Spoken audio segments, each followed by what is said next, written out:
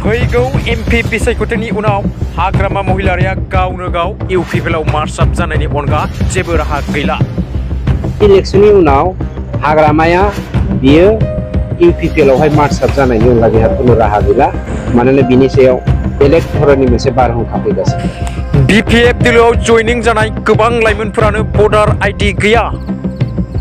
लाइमोनफोरनि इयुन जिउखौ खोमसि खालामनोसो हाग्रामा महिलारिया लाइमोनफोरखौ BPFआव जयनिं खालामगासिनो दं।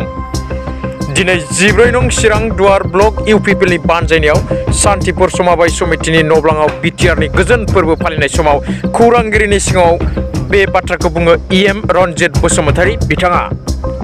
2020 मायथाइनि 15 डिसेम्बर खालि मानव गिदिर प्रमद बर' बिथांनि दैदेननायाव जोंनि इउपिपिएल सरकारा बिटिआरआव गायसनजादों आरो फैगौ 15 अक्ट'आव जोंनि सरकार गायसन सान जागोन।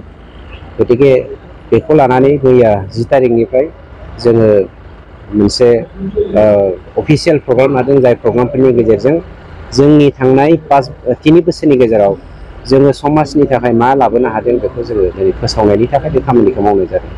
मानोना रायजो राजाफोरखौ फोरमायथि होनाया बे जोंनि दायित्व। गतिके बेफोरखौ लानानै जोंनि खामानिया दिनै बेयाव जादों। बिटिआर सरकारा दासिमावलागै हा गैयै सुबुंफोरनि ओरैनो जोंनियावहाय 60% बांसिन मानसिया दाबो हा गैया बिटिआरआव। आं केवल बर'निखौल' बुङाखै बेवहाय, गासैबो जाति जनगोष्ठीखौ लानानै। गतिके बे 60% हा गैजायै मानसिफोरनो हा होनायनि दायित्वखौ जों बोसोरबानि गेजेराव 100% होनो नाजागासिनोबो दङ।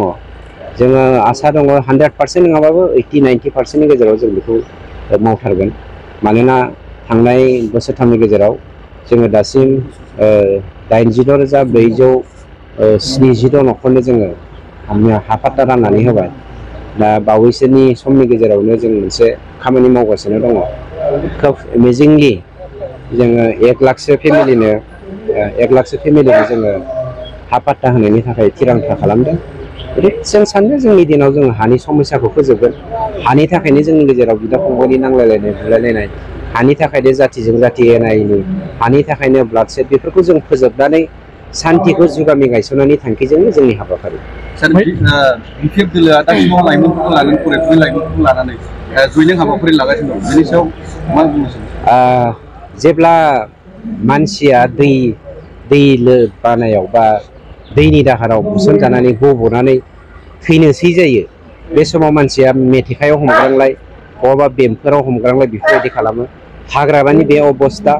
मानोना भट आइडि गैयै जोहोलावजोफोरखौ लानानै, जायखौ लानानै जोंनि बड'फा इउएन ब्रह्म बिथाङा गावनि सानस्रिजों, मोनसे महान गेदेमा सानस्रिजों दिनै हारि दाखांनायनि, गेरेमसा हारि दानायनि बाथ्रा बुंदों।